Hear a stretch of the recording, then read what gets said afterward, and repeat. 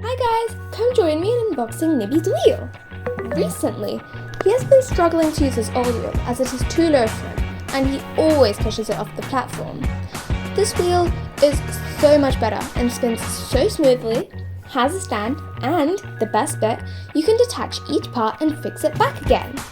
My hand glides so smoothly across the surface of the wheel. It's so smooth. Oops, got a bit confused in showing the stand. It's very stable. It comes off very cleanly and you can put it on cleanly back again as well. You can also hang it on the bars of the cage, but for the purpose of this video, I will keep it as a standalone. Maybe in the next video, you'll see Nibby rocking his butt off with a wheel attached to the bars of his cage.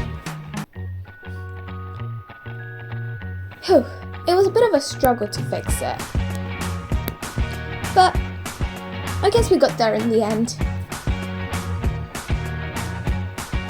Whoops.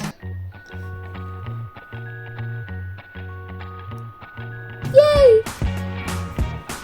Okay, now I'm going to put the wheel in Nibby's cage.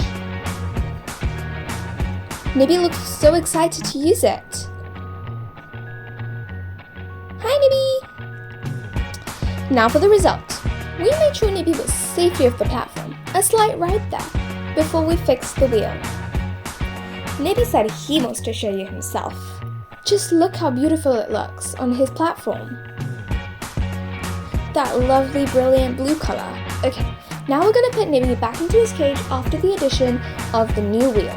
Let's see how he reacts.